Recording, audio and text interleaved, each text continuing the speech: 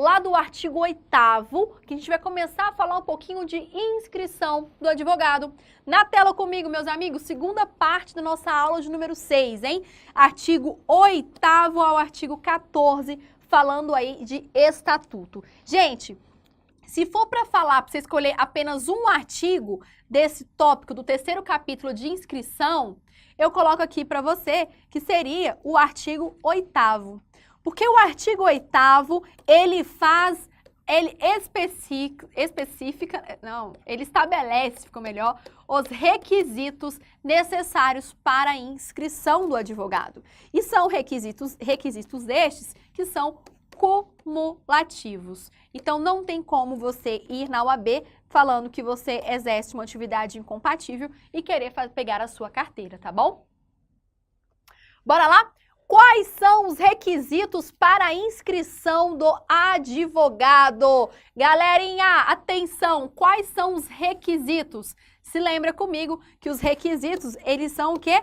Cumulativos, tá ok? Cumulativos. Eu tenho que cumprir todos, preencher todos eles. Olha comigo. Primeiro requisito é a capacidade civil. Se você não tem capacidade civil para exercer as atividades da advocacia, fica inviável. Você não consegue dar entrada na sua inscrição. Vamos supor o seguinte exemplo. Joana está acometida de uma doença incurável, de modo que compromete as suas faculdades mentais e não consegue ali exercer a advocacia. A minha pergunta é a seguinte: Joana, diante de um quadro de incurabilidade, ela pode requerer a entrada de inscrição na OAB? Não pode, porque ela tem que estar em pleno gozo de suas atividades. Então, capacidade civil é o detalhe mínimo aí para você poder entrar com a sua inscrição. Segundo ponto, você ter diploma ou certidão de graduação em direito. A certidão, pessoal, foi um grande avanço. Antes, foi acrescentada, inclusive, aí no nosso estatuto e também no nosso regulamento geral, porque antes era obrigatório você ter apenas o diploma. Como demorava muito tempo para ser expedido, autorizou-se então a certidão de graduação. O que mais? Título de eleitor e quitação no serviço militar se for brasileiro. Aí alguns alunos me perguntam, professora, como assim se for brasileiro? Simples. Vamos supor que eu tenho um estrangeiro que foi graduado, graduou-se em Direito fora do país, no exterior, e quer ter a validação e se inscrever no exame de ordem. O que ele vai fazer?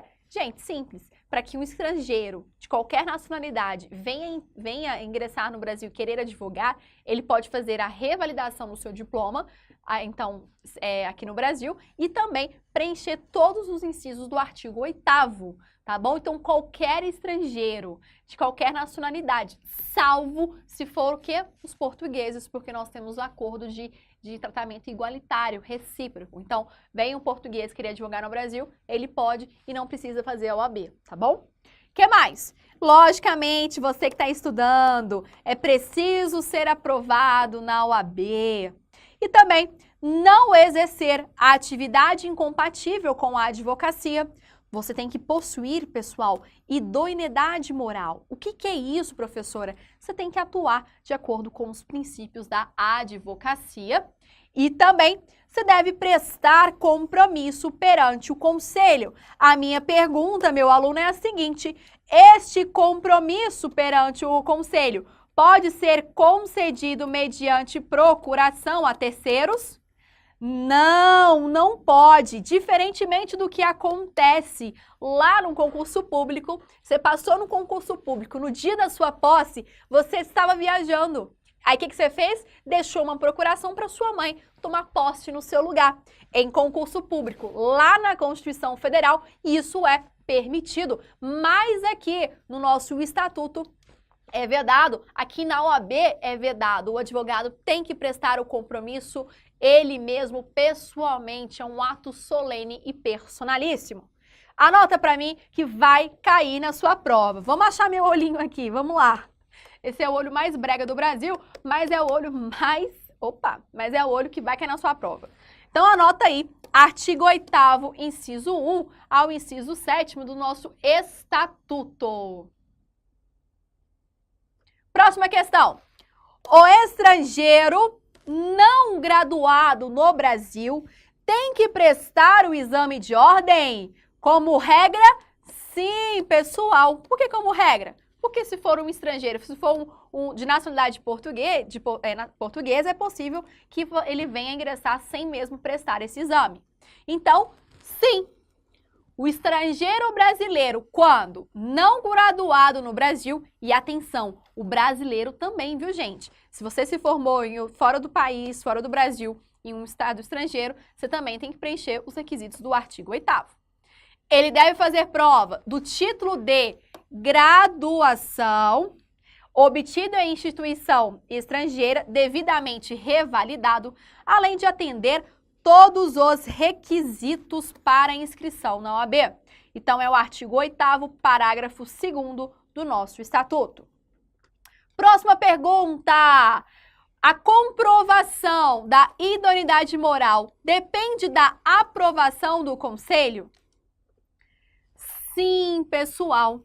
Se, vamos supor, que a moral de uma pessoa está sendo questionada, se ela for questionada, ou seja, suscitada por qualquer pessoa, deve ser declarada mediante uma decisão de, no mínimo, 2/3 dos votos de todos os membros do conselho competente em procedimento que observe os termos do processo disciplinar. Gente, quando eu falo suscitar a idoneidade moral, questionar ali a moralidade de uma pessoa, é você falar que aquela pessoa não é moral para exercer a advocacia. Para que eu faça isso, eu preciso de um quórum qualificado. Atenção! Falou de quórum qualificado, falou de idoneidade moral e de intervenção, nós temos um quórum qualificado de 2/3. Então, vem aqui comigo, meu aluno, e anote. Eu tenho um quórum qualificado de 2/3. Cuidado! Por que cuidado?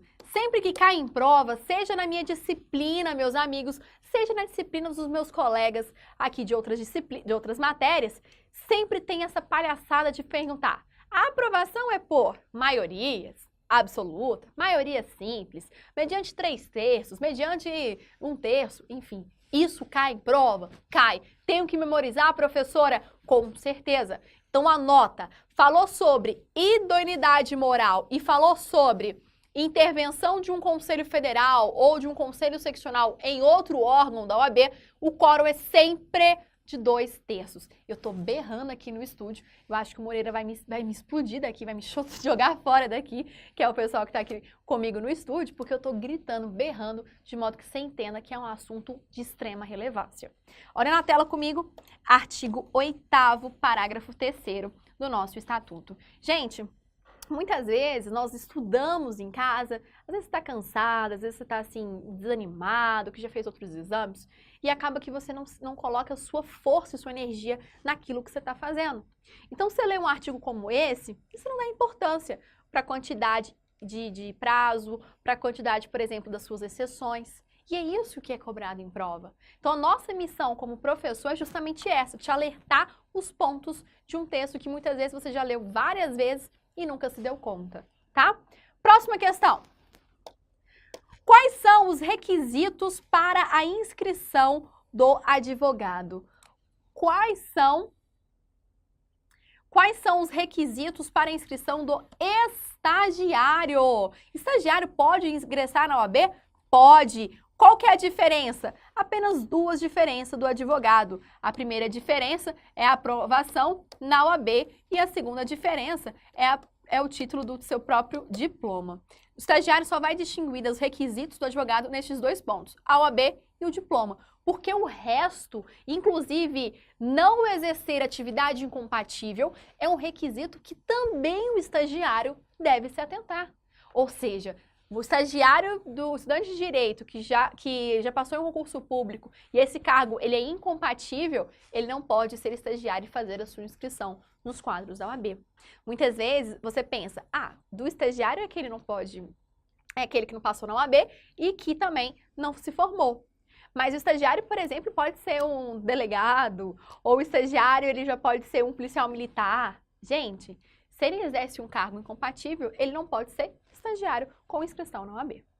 Mas, professora, e aí, ele não vai fazer estágio profissional? Claro que ele faz. Ele faz o estágio profissional da própria universidade, da própria instituição de ensino, para que ele possa ter ali, ele possa aprender como que funciona a prática jurídica, mas ali sem estar vinculado e remunerado por isso. Olha lá então, artigo 9º, na tela comigo, artigo 9º, inciso 1 e inciso 2 do nosso queridíssimo Estatuto da OAB. Diz assim: a idoneidade moral suscitada por qualquer pessoa deve ser declarada mediante decisão de no mínimo 2/3. E aí nós temos também o quê? Capacidade civil, título de eleitor, não exercer atividade incompatível, prestar o compromisso, lembrando que o compromisso ele é solene, ele é personalíssimo e ter sido admitido em estágio profissional. Próximo. Qual que é, professora, a duração do estágio profissional? Sempre fico com dúvida. Eu não sei, professora, quanto tempo dura um estágio e eu também tenho dúvida se, por exemplo, eu nunca estagiei num período da minha graduação, mas eu já formei, eu sou hoje bacharel em Direito. Eu posso estagiar depois de formado? Claro que você pode. Você pode, inclusive, estagiar sendo bacharel em Direito, observado o prazo do estágio, que é um prazo de 2 anos, realizados nos últimos anos do curso jurídico. Artigo 9º, parágrafo 1º. Professora, onde é que é feito a inscrição do estagiário? A inscrição do estagiário ela é feita no local em que ele se formou ou no local em que ele vai trabalhar? Onde que é feita essa inscrição? Olha lá na tela. A inscrição ela é feita no Conselho Seccional em cujo território localize o seu curso jurídico.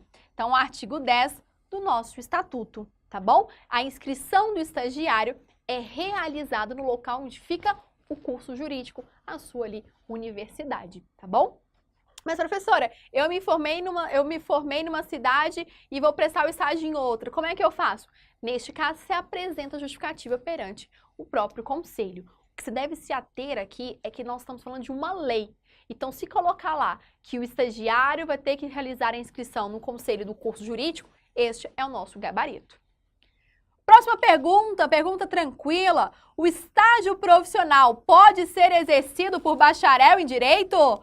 Sim! É permitido, sim, pelo bacharel em Direito exercer. O estágio profissional, ele pode ser cumprido por bacharel que queira se inscrever.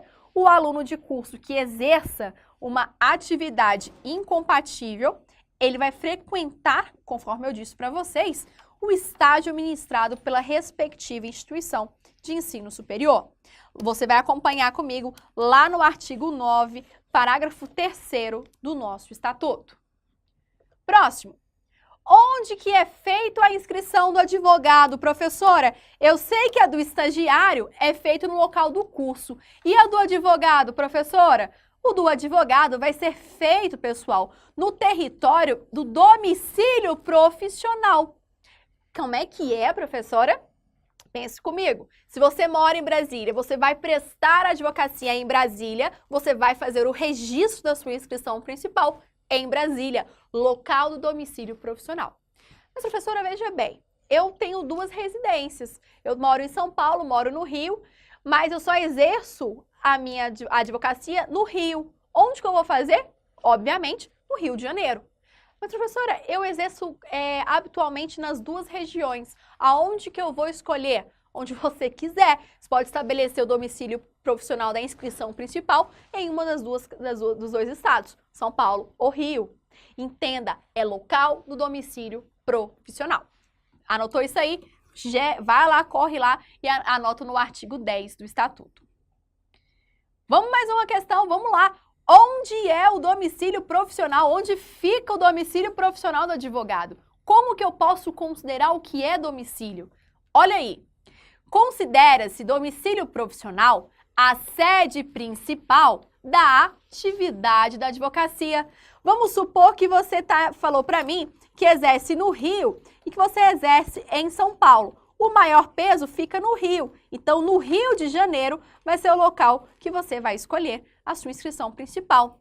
E lembrando também que, na dúvida, você não sabe se é Rio, se é São Paulo, você pode optar também por domicílio da pessoa física do próprio advogado.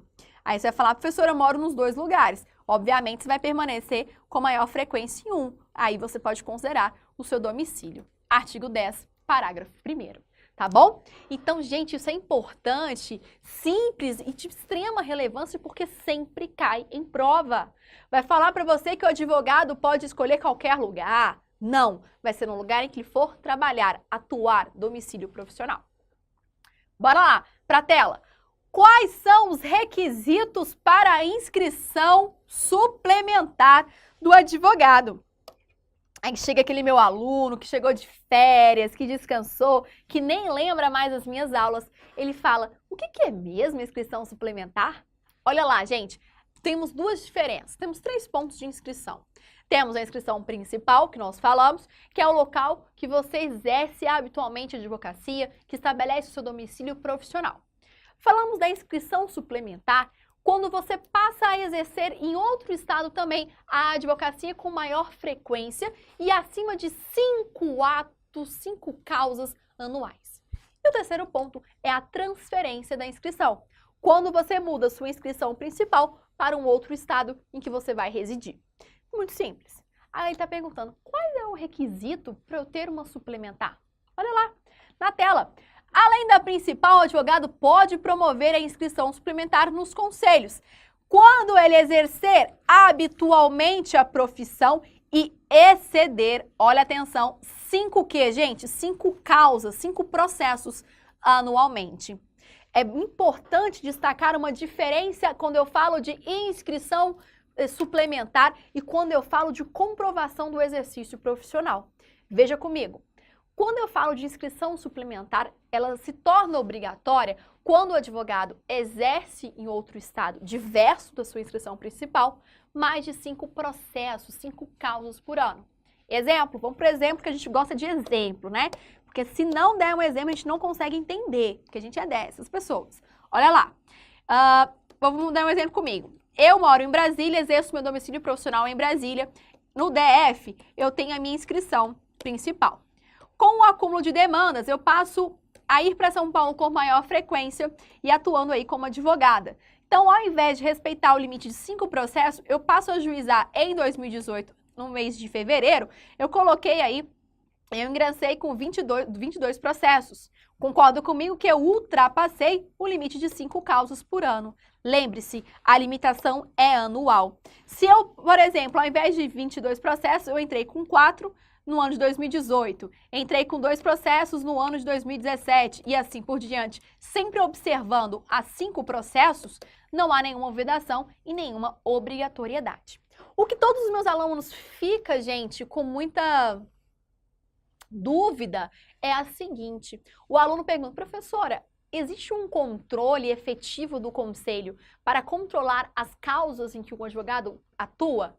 Gente, confesso que não há um sistema eficaz de verificar que, olha, ultrapassou 5 processos. Não.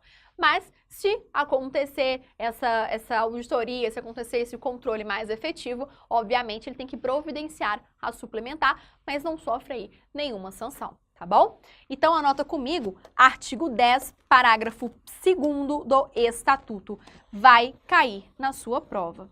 E eu não falei para vocês a seguinte diferença entre inscrição suplementar, que eu vou colocar aqui agora, eu não comentei, da inscrição suplementar versus a comprovação do exercício profissional. Como assim, professora? Lembra, você vai estar estudando para um concurso aí de carreira jurídica que exige a prática da jurídica, obviamente, de 3 anos. Então, você tem que advogar no mínimo por 3 anos. E aí, o que acontece? Como que você comprova a sua prática anual jurídica? Basta apenas o quê?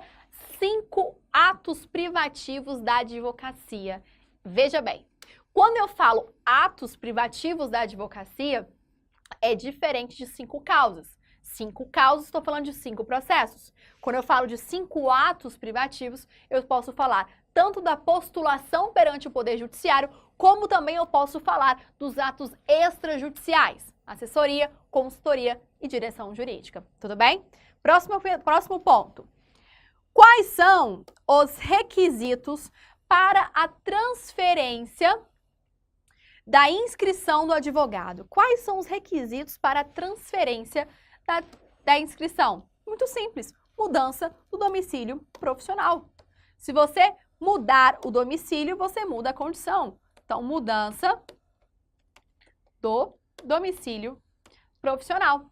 Olha lá, no caso de mudança efetiva de domicílio profissional para outra unidade federativa, deve o advogado requerer a transferência.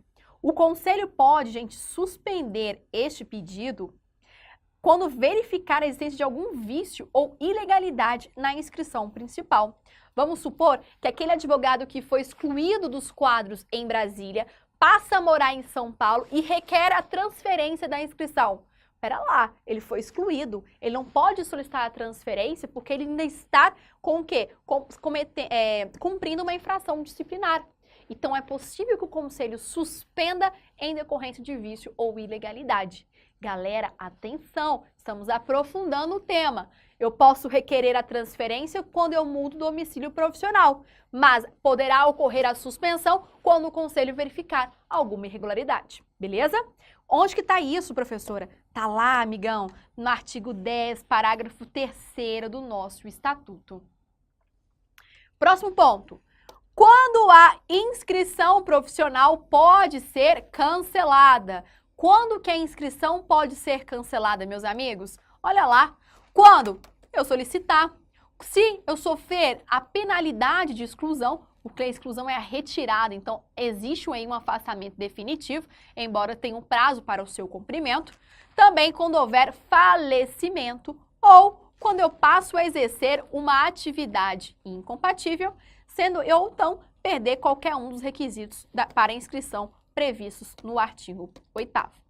Então, quando que eu posso, professora, cancelar a inscrição? E nessas hipóteses, atividade incompatível, falecimento, se eu solicitar, se eu for punida com a penalidade de exclusão e se eu perder qualquer um dos requisitos. Exemplo, perdi capacidade civil, estou exercendo uma atividade incompatível, não tenho idoneidade moral, aquele caráter, moralidade para exercer a advocacia, dentre outros princípios. Gente, olha o olho roxinho aparecendo aqui, ó, fica de olho que vai cair na prova, artigo 11 do nosso Estatuto da OAB. Beleza, galera? Próxima questão. O cancelamento da inscrição pode ser de ofício, professora? Pode o próprio conselho requerer o cancelamento ou ele tem sempre que ser provocado, tem que ser solicitado? Ei, amigos, o cancelamento pode sim acontecer de ofício e nós devemos observar em quais circunstâncias. Primeiro, por exemplo, quando o conselho aplicar a infração disciplinar. Logo, o próprio conselho aplicou a infração, pode cancelar a inscrição.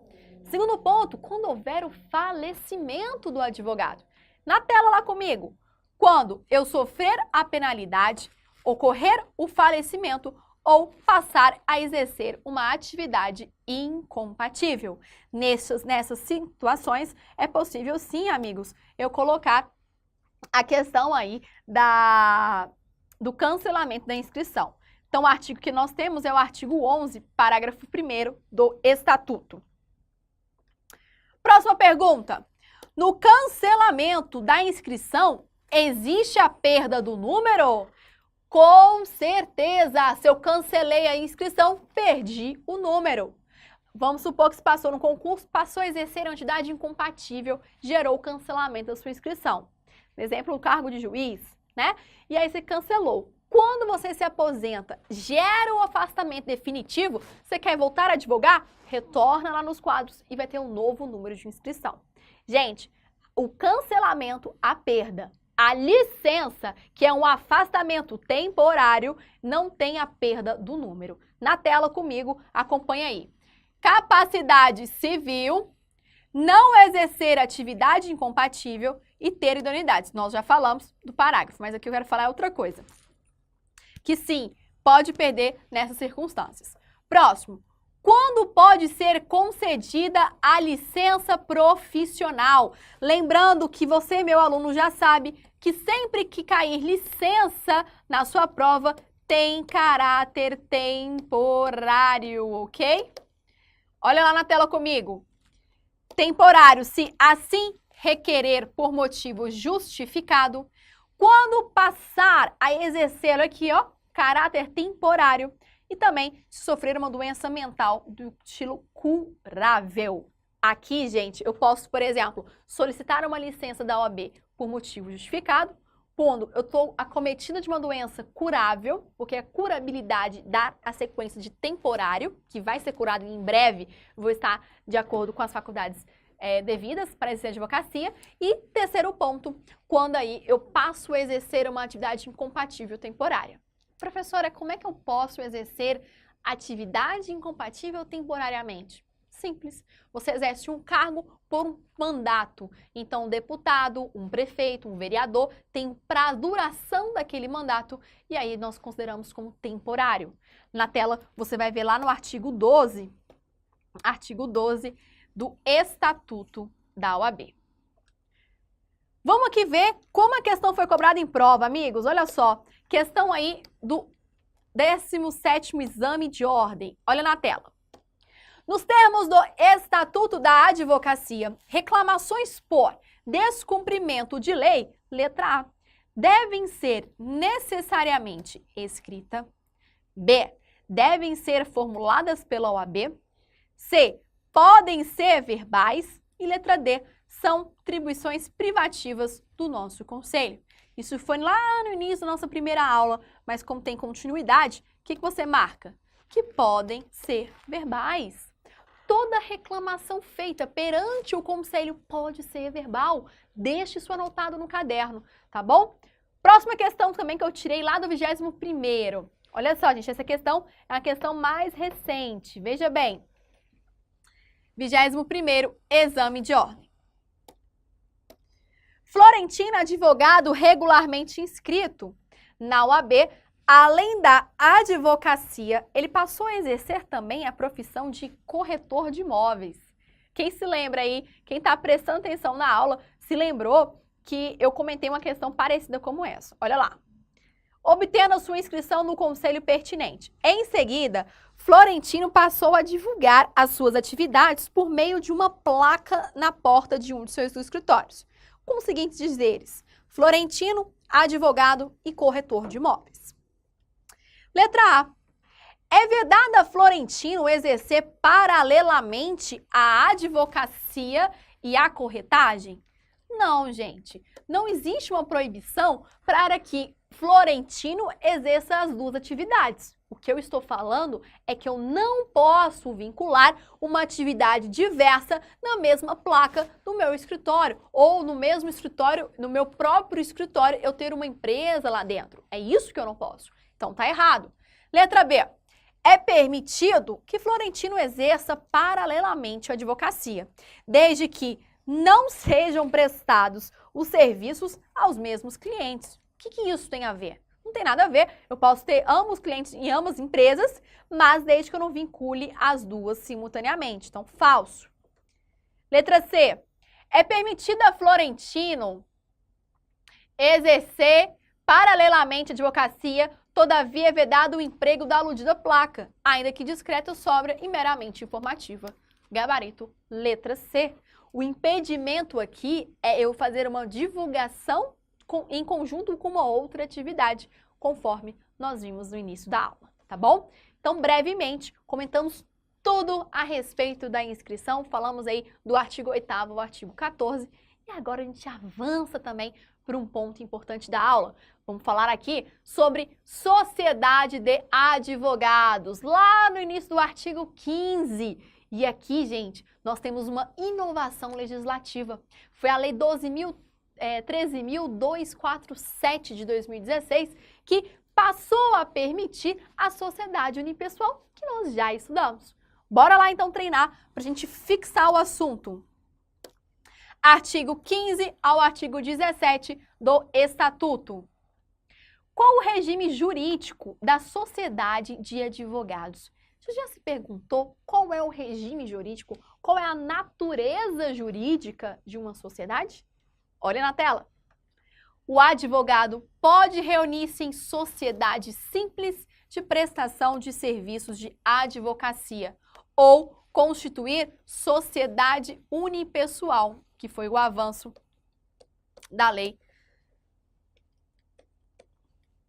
13.247 de 2016, na forma disciplinada em lei. Então, a gente está falando de uma sociedade simples de prestação de serviço. Eu não estou falando com você, amigos, de uma sociedade empresarial, de uma sociedade anônima, de uma sociedade ilimitada. Não, uma sociedade simples que eu posso constituir.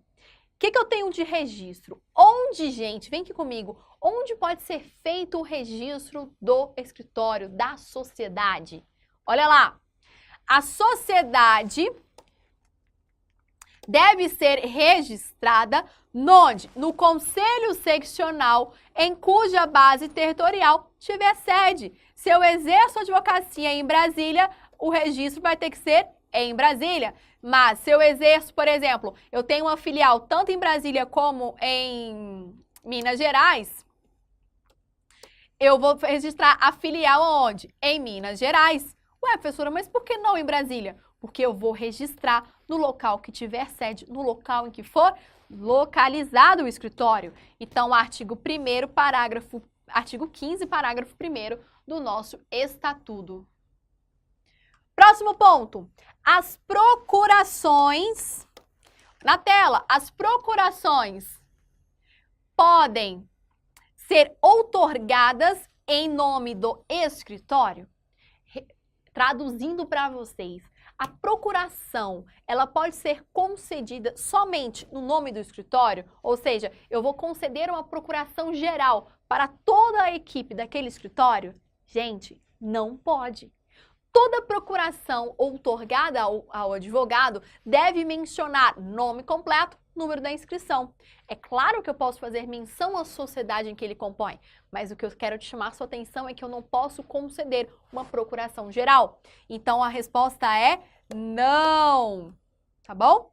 As procurações devem ser outorgadas individualmente aos advogados e posso sim indicar a sociedade em que eu faço parte. Anota para mim, meus amigos, artigo 15, parágrafo 3º do nosso Estatuto.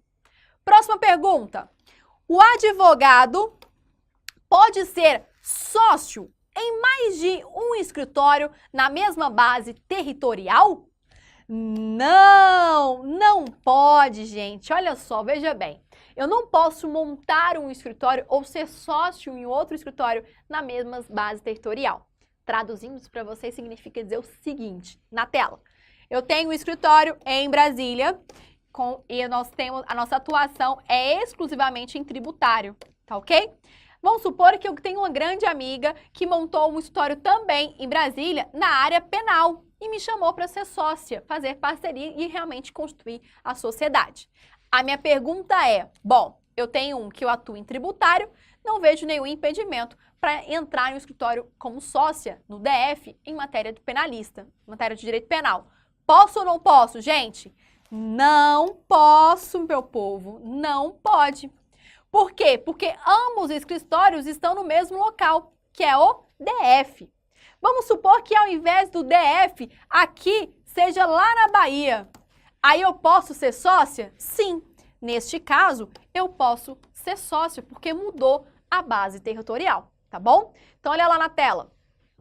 Nenhum advogado pode integrar mais de uma sociedade de advogados, constituir uma sociedade de advocacia ou integrar simultaneamente uma sociedade e uma sociedade unipessoal, tá bom? Sempre na mesma base territorial, aí tá no artigo 15, parágrafo 5º. Galera, isso é interessante pelo raciocínio que se tem. Então, muitas vezes a banca ela já cobrou várias vezes essa questão, falando que eu poderia montar um outro escritório na mesma base territorial, desde que as matérias fossem distintas, ou desde que eu tivesse um capital X para montar. Não, gente. Ou que talvez eu tenha uma experiência na advocacia? Também não. Dentro do DF, eu posso ter somente um escritório, mas nada me impede em ter filiais por todo o Brasil, em estados e bases territoriais diferentes. Próxima pergunta. Onde que é registrado a filial do escritório? Eu tenho um escritório em Brasília e montei um no Goiás. Onde será registrado a filial do Goiás? Gente, óbvio, no próprio Goiás, aonde está localizado o escritório. Olha só, o ato deve ser averbado no registro da sociedade arquivado no conselho onde ele for se instalar, ficando os sócios obrigados a manter a inscrição suplementar. Volta aqui na tela. Então, do Goiás, vai ser no Goiás, correto? Dentro aqui no DF, eu tenho meu marido e um sócio também que é procurador aqui do DF. Somos a equipe, beleza? Então, somos 3 sócios. Esses 3 sócios também foram montar comigo a filial em Goiás. Gente, é obrigatório a inscrição suplementar dos 3 advogados sócios. Esta condição é apenas para quem for sócio do escritório. Vamos supor que aqui no DF eu tenho a minha equipe, eu tenho 14 advogados na minha equipe. Lá em Goiás eu vou contratar outros advogados. Contrato 5 advogados para trabalhar no Goiás. Gente, ex-advogados não precisam ter, por exemplo, a inscrição aqui no DF, tá? Porque foram contratados aqui e não tem nenhuma relação de sociedade. Anota aí para mim, por favor, artigo 15, parágrafo 5º do Estatuto. Próxima questão. Os advogados sócios de uma mesma sociedade podem representar clientes com interesses opostos simultaneamente? Traduzindo para você, o advogado sócio de uma mesma sociedade. Então, os 3 advogados do DF podem representar autor e réu ao mesmo momento?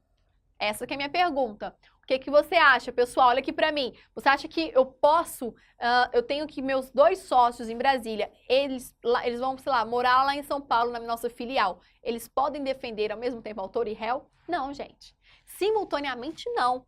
Nada impede que eu tenha esses 2 clientes no meu escritório, desde que eles não comecem a litigar entre si.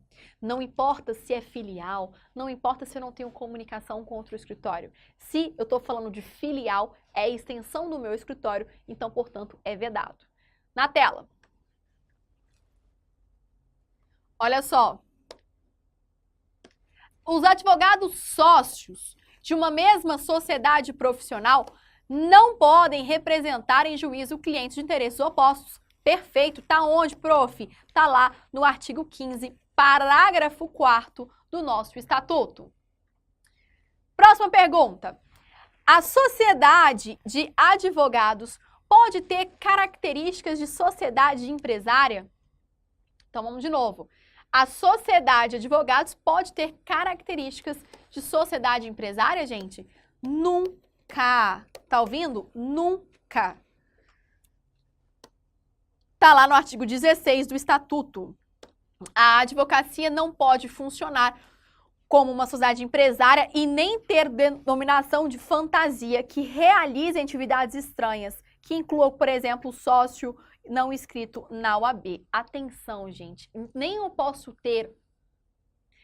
posso falar com você sobre a sociedade empresária, título empresarial, como também não posso falar, por exemplo, e receber os meus honorários advocatícios mediante uma duplicata. Nenhum título de crédito empresarial poderá ser feito como uma forma de recebimento dos seus honorários. Na tela.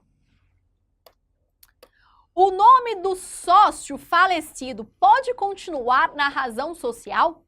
Vamos supor, estou aqui no meu escritório no DF e eu tenho lá os meus 2 sócios. E aí vai ser composta assim a razão social. ABC Advogados. Aí vamos dizer que o C faleceu. A pergunta é a seguinte: o nome do C pode continuar na razão social mesmo ele ter morrido? Aí você, meu aluno, aí vai responder o quê? Depende, professora. Por quê? Depende, porque só poderá constar se houver previsão no contrato e assim lá no registro da sociedade. Vamos dizer que eles três acordaram que, se houver um falecimento, a razão social pode continuar com o nome do falecido. Professora, e se não houver essa previsão, então eu sou obrigado a retirar? Calma, a lei não falou isso. A lei só falou que, se tiver previsão, pode constar. Agora, se não tiver, a briga é judicial. E aí o problema não é nosso e também não vai cair na OAB.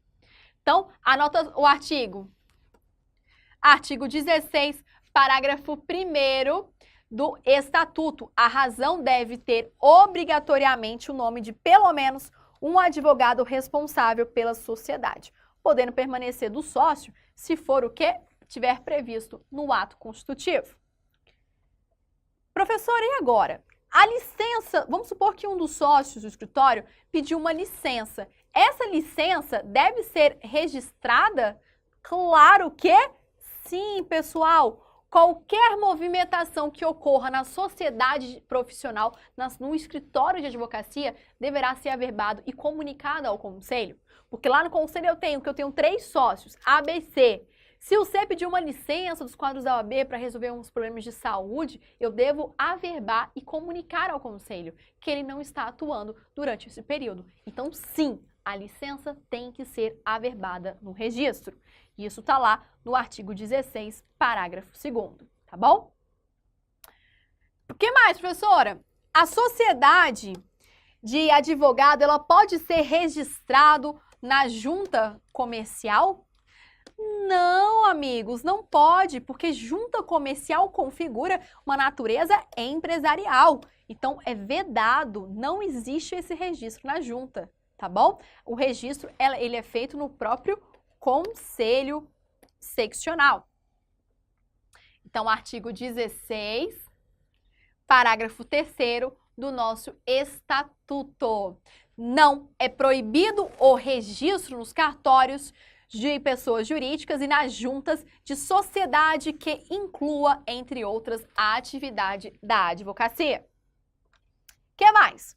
Qual é a denominação da sociedade de advogados? Simples. Sociedade o quê, pessoal? Individual de advocacia.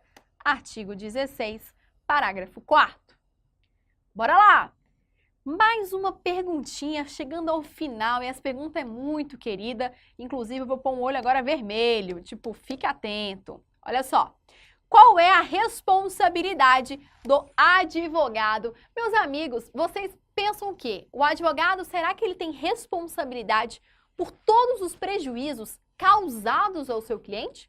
Ou você acha que a responsabilidade do advogado, ela é limitada a um processo? Na tela, a responsabilidade, rapidinho comigo, ela é ilimitada. Gente, o advogado responde por dolo e por culpa. Exemplo, se eu tive a intenção de perder o prazo recursal do meu cliente, eu vou responder por todos os prejuízos. Mas vamos supor que eu perdi o prazo, prejudiquei o meu cliente, mas eu só esqueci daquele recurso sem querer, tipo, foi um esquecimento, foi por culpa. Eu também respondo por isso. Então, na tela, você vai anotar o quê? Que a responsabilidade, só um instante aqui, que eu pulei o slide, mas deixa eu anotar com vocês, que a responsabilidade do advogado, ela é ilimitada e subsidiária à responsabilidade do próprio advogado. Esse slide eu acho que eu pulei, deixa eu ver se tá aqui. Não, não tá. Realmente eu pulei, foi uma falha minha. Então anota aí, por favor, tá? A responsabilidade, ela é ilimitada e subsidiária. Provavelmente vai estar lá no finalzinho do dispositivo do artigo 5º, tá? Então olha lá no final dos artigos da sociedade que você vai encontrar esse dispositivo. Vamos agora, gente, dar uma olhada aqui na como que essa questão ela foi cobrada na OAB. Observa que eu peguei lá no iniciozinho do exame, o 4º exame de ordem. Olha só, os advogados Pedro e João desejam estabelecer uma sociedade de advogados com o fito de regularizar o controle dos seus fluxos de honorários e otimizar despesas. Eles estabelecem um contrato e requerem o seu registro no órgão competente. À luz da legislação, é correto afirmar. Letra A. É possível a participação de advogados em sociedades sediadas em áreas territoriais de seccionais diversas? Vamos para a letra B. O Código de Ética não se aplica individualmente aos profissionais que compõem a sociedade. Letra C. Podem existir sociedades mistas de advogados e contadores. E letra D. A procuração, ela é sempre coletiva quando atuante a sociedade. Gente, que questão maravilhosa. Trabalhamos todos os conceitos nela. Olha lá. Letra A. É possível a participação de advogados em sociedade em áreas territoriais de seccional diversa? Claro que sim. Mesma coisa que eu estou te falando, que eu posso advogar em São Paulo e no Rio de Janeiro ou no DF sem nenhum problema. Qual que é o erro da questão da letra B, professora? Muito simples. Letra B está nos dizendo que o Código de Ética não se aplica ao advogado. Falso. Claro que o Código de Ética se aplica ao advogado. Isso não existe. Letra C. Pode existir sociedade mista? Não, pessoal, não pode, porque eu estou falando de atividades distintas. O que eu posso permanecer é apenas de advogado.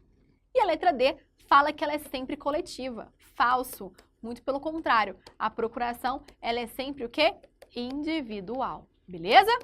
Perfeita essa questão. Olha essa também, que duas questões cobradas sobre esse assunto lá no quarto. Diz assim: Túlio advogado, ele é surpreendido ao praticar um crime inafiançável, sendo preso em flagrante pela autoridade policial. A OAB, ela é comunicada e por meio de um membro da comissão de prerrogativa, acorre advogado ao local onde estão sendo realizados os trâmites. Nos termos das normas, é correto afirmar que: letra A. A prisão do advogado que demanda a intervenção da OAB, ela é originária do exercício profissional? B. O fato da prisão atingir advogado indica a presença do representante? C. Só a prisão determinada pelo juiz é que permite a participação? E letra D. A prisão é preventiva, é aquela que está circunscrita na atuação da OAB. Gente, volta aqui e marca comigo um ponto importante. Túlio foi preso em quê? Foi preso em flagrante, ao praticar um crime inafiançável sendo preso em flagrante. Ok. A OAB é comunicada e por meio de um membro da comissão, acorre ao advogado ao local onde está sendo realizado. Nos termos, julgue o item. A prisão do advogado que demanda a intervenção da OAB é a originária do exercício profissional. O fato da prisão atingir advogado indica a presença do representante da OAB? Gente, essa questão está incompleta. Porque ele não falou se a prisão foi por motivo ligado ao exercício da profissão? Olha lá. Túlio, advogado, é surpreendido ao praticar um crime inafiançável, sendo preso em flagrante pela autoridade. Tá. A OAB é comunicada e, por meio de membro da comissão de prerrogativas, acorre advogado ao local onde está sendo realizados os trâmites. Nos termos, é correto afirmar que a prisão do advogado que demanda a intervenção da OAB é a originária do exercício profissional. B. O fato da prisão atingir advogado indica a presença do representante. C. Só a prisão determinada pelo juiz é que permite, essa aqui não é. Letra D. A prisão preventiva é aquela que está circunscrita. Gente, gabarito letra B de bola, tá? Essa questão ficou bem completa, né? Porque muitas vezes o próprio enunciado te diz se a prisão, gente, tem que depender do motivo. Porque olha só, vamos voltar lá comigo, ó. O fato da prisão atingir advogado indica a presença do representante da OAB. Não é essa aqui, porque o fato da prisão atingir advogado, falso, porque se for prisão por motivo ligado ao exercício, sim. Agora, se não for, basta a comunicação. Não, é letra B, gente. Esquece a professora aqui, que a professora deve estar cansada, viu? É a letra B, sim. Porque se for preso, tem a presença, não precisa ser pessoal, tá, gente? Só apenas uma atenção, que eu tô tão viciada no enunciado que acabei que eu não interpretei. Letra B, nosso gabarito. Vamos pular para próximo. Próximo assunto aí, advogado empregado, tá? Porque eu viciei na questão de ficar analisando aqui com vocês, tanto o enunciado que acabou que eu fiquei presa no raciocínio. Gabarito letra B, a presença do representante por motivo de prisão, sim, ela é permissiva. Não está dizendo que tem que ser obrigatório, que a gente tem que ter um pouco de cuidado. Então, o cansaço aqui da aula, quase 3 horas, deixa a gente meio meio confuso, né? Deixa eu tomar aqui uma água pra gente falar ainda. Vamos falar aqui, gente, ó. Advogado empregado. Vamos mudar assunto, vamos pegar aqui o finalzinho da aula e fechar com sucesso. Olha lá. Advogado empregado, artigo 18 ao artigo 21. Gente, a gente sabe o seguinte, olha, vamos lá, vamos finalizar com esse assunto aqui, porque também cansaço não adianta. Ó, o que a gente sabe? Que a prova da OAB é uma prova que interdisciplinar. Então, você percebe que no último exame foi cobrado uma questão de processo civil na parte de ética. E que eu confesso que foi um absurdo, porque a gente tem tanto conteúdo relevante no estatuto, no regulamento e no código, que você cobrar uma questão exclusiva ali na parte de processo civil fica muito incoerente. Então, vamos voltar para cá. Advogado empregado poderia cair, por exemplo, lá na parte de direito do trabalho. Mas o nosso estatuto chama a seguinte atenção. Olha lá. Advogado empregado, artigo 18 ao artigo 21 do estatuto. A relação de emprego tira a isenção técnica do próprio advogado? Vamos lá? A relação de emprego tira a isenção técnica do advogado? Nunca, pessoal. Não é porque você é advogado, pessoal, olha só. Não é porque você é advogado empregado que você tem que estar o quê? Que você tem que estar ali subordinado aos pedidos do seu cliente. Vamos retornar para essa questão. A gente pulou de assunto. Vamos ficar sempre atento, gente. Quando a gente for resolver as questões, uma dica super para você e para mim também. Quando você pega a prova da OAB, você tem que fazer o quê? Ler toda a questão. Muitas vezes, uma ou outra pode estar certa. Eu sempre falo que dentro dessas opções, sempre duas a gente fica em dúvida. Vamos extrair do enunciado o que ele nos propôs. Como essa questão que a gente fez por último foi uma questão bem completa, né? Porque a gente tem que verificar o porquê que o advogado foi preso. Se foi preso por motivo ligado ao exercício da profissão, é obrigatório a presença do advogado. Só retomando rapidinho o último exercício. Se ele foi preso por motivo aleatório, basta uma comunicação. A letra B marquei porque a presença do representante pode ser visto não só a presença pessoal, mas a participação do representante, tá ok?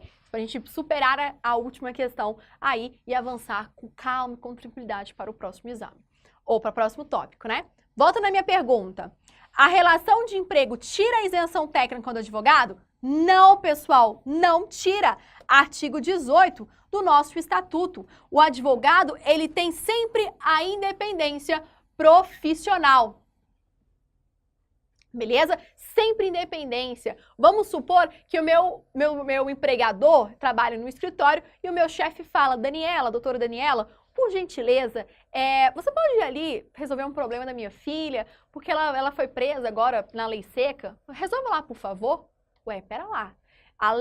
Eu só posso atender as demandas obrigatoriamente do escritório. Demandas pessoais do meu cliente, eu não sou obrigada. Assim como também eu não sou obrigada a mudar de opinião a respeito de um processo, eu não sou obrigada a trocar a minha estratégia processual por determinação do meu chefe. Se ele não quer que eu, por exemplo, oponha embargos ao invés de um agravo, que ele faça então a peça, que eu não vou fazer. Gente, isso dentro daqui. Muitas vezes na prática, se você faz algo parecido como isso, você é demitido, tá? Fica ligado, artigo 18. Olha o próximo tópico. O advogado, ele é obrigado a atender às demandas do empregador fora da relação de emprego? Acabei de responder. Não, pessoal, eu não sou obrigado. Se a filha dele foi presa, o problema é dele, tá? Artigo 18, parágrafo único do nosso estatuto. Próximo. O salário mínimo do advogado é fixado, gente, por qual instrumento? O salário mínimo do advogado empregado é fixado pelo próprio conselho? Lógico que não. É fixado por um acordo ou convenção coletiva de trabalho, que você estudou lá com a professora Priscila em Direito do Trabalho. Beleza? Próximo. Professora, eu sempre fiquei com dúvida, qual que é a carga horária da jornada do advogado empregado? A minha resposta para você é, depende. Se você está falando de um advogado empregado ou se está falando de um advogado empregado exclusivo.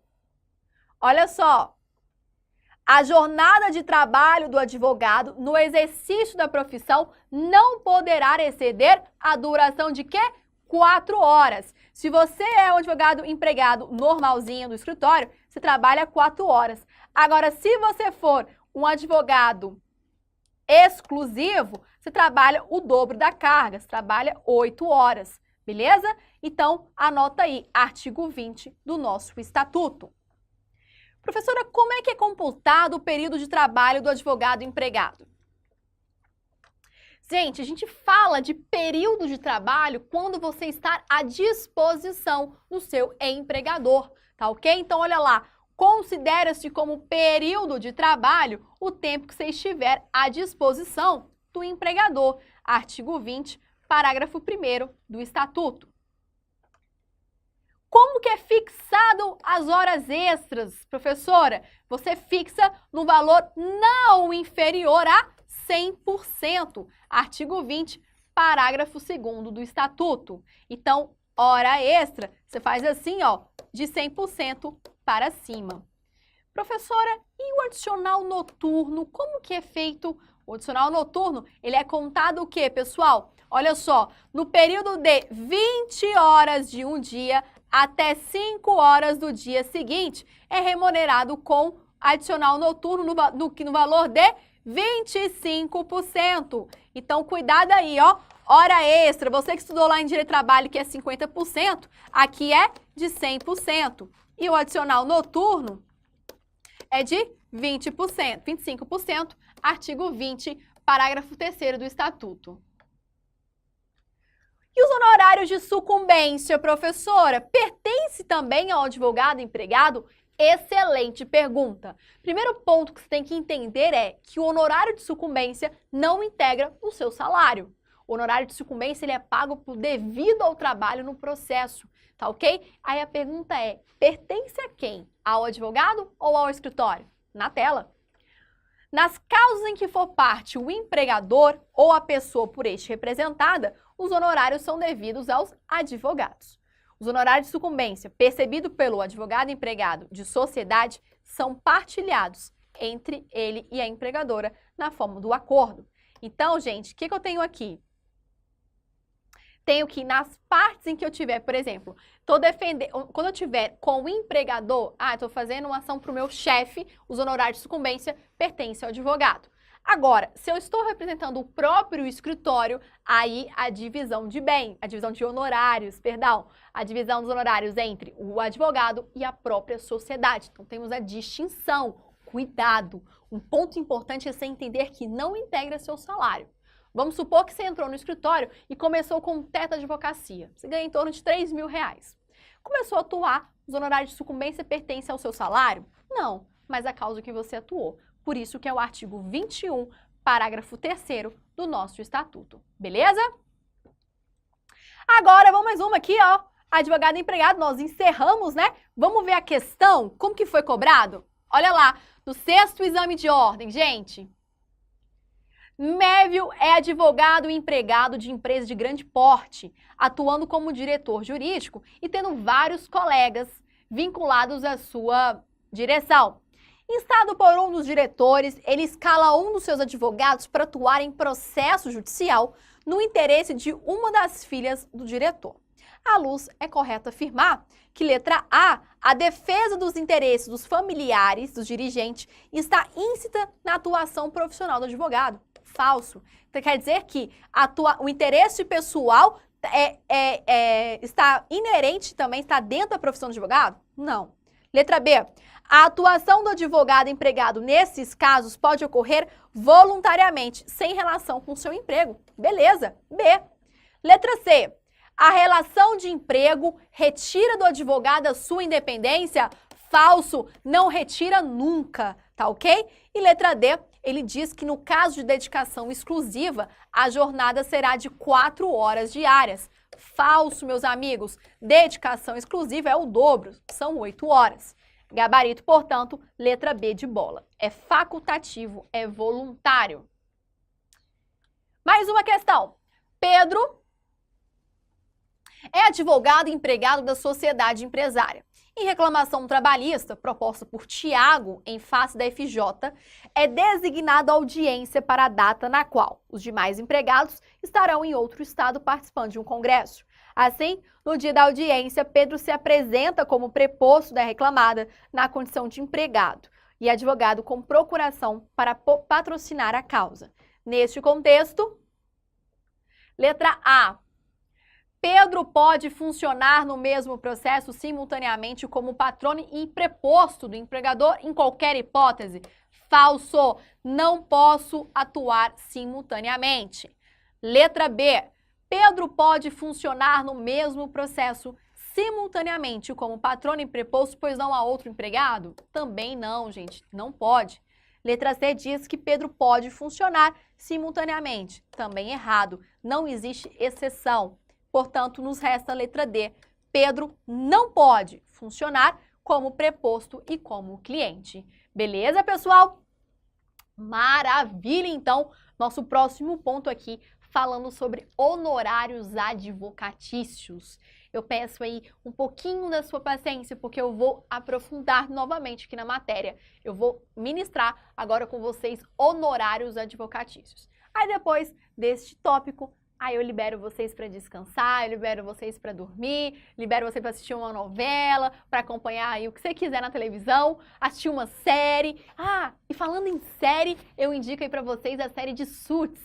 Já ouviram Homens de Terno? Com certeza deve ter assistido, né? Uma série muito boa, inclusive que te motiva aí bastante na advocacia. Então, no seu intervalinho de estudo, no seu descanso, assiste essa série, pra você te motivar, para você que é mulher, sentir uma Jessica Parker, ou então se você que é homem, vai ser o futuro advogado, tipo um Harvard da vida, enfim, vamos parar de viajar, né, professora? Tô achando que você tá ficando já doidinha aí, 3 horas gravando sem parar e tá misturando os assuntos. Vamos lá, galera, vamos lá então. Honorários advocatícios, artigo 22 ao artigo 26 do nosso Estatuto. Tema que eu amo, tema que eu adoro, até porque a gente vive disso, né, meus amigos? Fala de honorários que a gente até brilha os olhinhos, porque a gente ganha através de honorários. Então, se a gente ganha somente essa fonte de renda, o que você sabe? Que a natureza jurídica dos honorários é preferencial, né? Privilegiado. Você depende disso. Mas antes de a gente avançar, vamos entender um pouquinho rapidinho, um breve resumo, né? Porque a gente já estudou os tipos de honorários. Nós temos quais tipos? 3. Honorários contratuais, honorários sucumbenciais e os honorários arbitrados judicialmente. Beleza? Bora lá então avançar o tema. Quais são os tipos de honorários? Parece até que eu decorei a aula de hoje, né? Quais são os tipos de honorários? Nós temos os honorários contratuais, também chamados de convencionais, os arbitrados judicialmente e os de sucumbência. Professora, o que é um honorário convencionado? É aquele que você ajusta com o cliente no início do processo. Professora, o que é o de sucumbência? Aqueles definidos pelo juiz ao final do processo. Professora, e o que é mesmo o arbitrado judicialmente? É na ausência de um contrato, de um honorário, perdão, convencional, tá ok? Aí você marca aí com todo o amor do mundo o artigo 22 do seu estatuto, beleza? O que mais, professora? O advogado, ele pode prestar um serviço na impossibilidade de defensor público? Sim! Porque nós vimos que o advogado, ele é indispensável à administração da justiça. Então, nós temos que o advogado, quando indicado para patrocinar causa, ele pode sim. E se ele quiser recusar, ele tem que justificar o seu motivo. Então, o artigo é 22, parágrafo 1º. E, professora, na ausência de acordo, os honorários são fixados como? Acabamos de falar, eles são arbitrados judicialmente e serão analisados também de acordo com a complexidade e valor da causa, artigo 22, parágrafo 2º. E na falta de estipulação, qual a recomendação do estatuto? Essa pergunta é muito legal. É o seguinte, ó, vamos supor que você não sabe como que você vai cobrar os honorários do seu cliente. Você não tem ideia. Aí, o que passa na sua cabeça? Bom, eu não sei como é que eu vou cobrar. Deixa eu ver se o estatuto me recomenda algo. ele te recomenda. Na ausência de fixação dos seus honorários, na forma de cobrança, você pode fixar 1/3 no início do processo, segundo terço na primeira decisão judicial e o terceiro na parte da primeira decisão. Olha lá, 1/3 honorário devido no início do processo, o outro terço até a decisão de primeira instância, tá? Fiquem atentos a isso, e o terceiro no restante do final do processo. Artigo 22, parágrafo 3º, beleza? No caso do precatório, o advogado pode receber a parcela separada?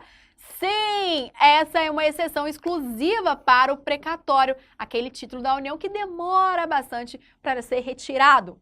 Então, o que diz aqui? Que o advogado, se ele juntar no processo seu contrato de honorários antes da expedição do precatório, ele poderá receber separadamente da sua quantia. Então, nós temos o artigo 22, parágrafo 4º. Galerinha, chegou o zoinho aqui, ó, pra você ficar atento que vai cair na sua prova. O que mais que eu tenho, professora? Que o advogado, ele pode receber os honorários de sucumbência e contratual simultaneamente?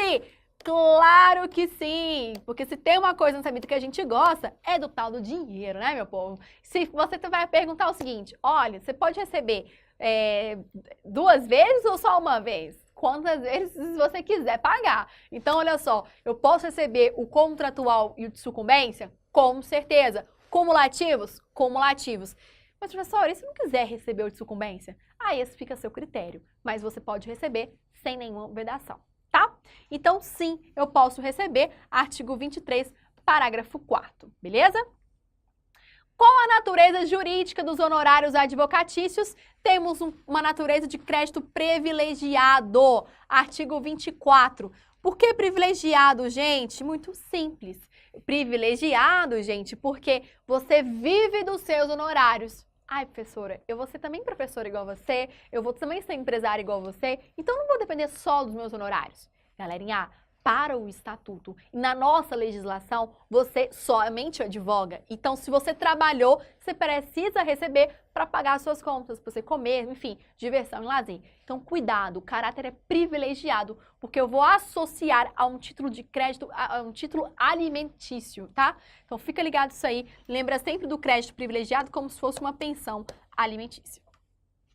Professora, a execução dos honorários deve ser promovida em processo autônomo. Exemplo, o meu cliente não me pagou e eu quero ajuizar uma ação de cobrança. Eu posso executar os honorários no próprio processo ou tem que ser em outro processo? Olha a resposta. A execução pode ser promovida no mesmos autos, pessoal, se assim lhe convier. Então, eu posso executar os meus honorários no mesmo processo, ok? Artigo 24, parágrafo 1º. Professora, o acordo feito pelo cliente com a parte contrária prejudica os honorários do advogado? Nunca! Essa é a famosa, pessoal, conciliação.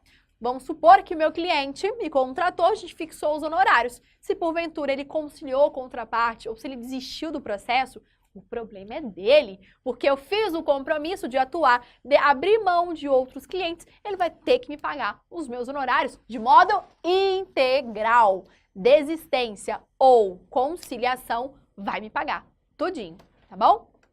Então, artigo 24 aí também para vocês, o acordo feito pelo cliente e a parte, salvo a anuência do advogado, não lhe prejudica os honorários que foram convencionados ou os concedidos por sentença. Gente, qual que é o prazo e as condições para uma ação de cobrança, hein? Quando é que eu posso ajuizar uma ação de cobrança de honorários? Gente, primeiro ponto, a ação ela vai prescrever em 5 anos e eu vou contar a partir do vencimento do contrato, se existir, do trânsito em julgado de uma decisão, da ultimação desse serviço, da desistência ou transação, renúncia ou revogação do mandato. Artigo 25 do Estatuto. Galerinha, uma dica para você que está querendo memorizar o conteúdo. Eu só posso ajuizar uma ação de cobrança quando eu não tenho mais vínculo com o cliente. renunciei, revogou procuração. No caso de vencimento de contrato, quando eu tenho a ultimação do serviço, e cuidado, é trânsito em julgado da decisão. O que a FGV coloca na sua prova? Que qualquer decisão você pode ajuizar uma ação de cobrança. Errado. O trânsito em julgado, ele certifica que o processo acabou e se o processo acabou, presume-se que a relação também tenha terminado. Então vem aqui, anota aí, cuidado, hein? Trânsito em julgado. Coloca um zoinho aqui, ó, pra você lembrar que é muito importante. Joia? Que mais? Qual o prazo para ação de cobrança recebidas pelo advogado? Nós já mencionamos, prazo aí de 5 anos. O advogado que recebeu os honorários com reserva de poder pode cobrar os honorários do cliente, gente? Claro que não. Ele deve acertar os seus honorários antecipadamente com a pessoa que te concedeu. Então, ele deve o quê? Ele não pode cobrar também aí sem a intervenção daquele que lhe conferiu. Artigo 26. Gente, atenção, essa questão é muito interessante. Eu vou passar um subestabelecimento para um outro advogado com reserva de poder. Reserva de poder significa que eu estou no processo e eu continuo nele. Então, atenção, se eu continuo no processo, eu estou dizendo que a responsabilidade é minha. Então, quando eu concedo, eu já ajusto os honorários dele. Mas vamos supor que eu não ajustei. Ele pode diretamente falar com o meu cliente? Não, ele só pode falar com o meu cliente se eu estiver presente. Tá bom? E aí, o que eu vou fazer, pessoal? Eu já vou me despedir de vocês e vou te esperar aí na nossa próxima aula. Concluímos aí a primeira parte do nosso estatuto e eu finalizo com vocês na aula de número 7, o estatuto. Aí a gente avança para o Código de Ética e para o Regulamento Geral. Tá bom? Foi um prazer imenso estar aqui com vocês. Mais uma vez, agradeço a confiança, agradeço o carinho aí no nosso fórum de alunos. Recebo tanto carinho de vocês, recebo muito, muito mesmo. Fico muito feliz e obrigada pela confiança mesmo. E até a próxima aula.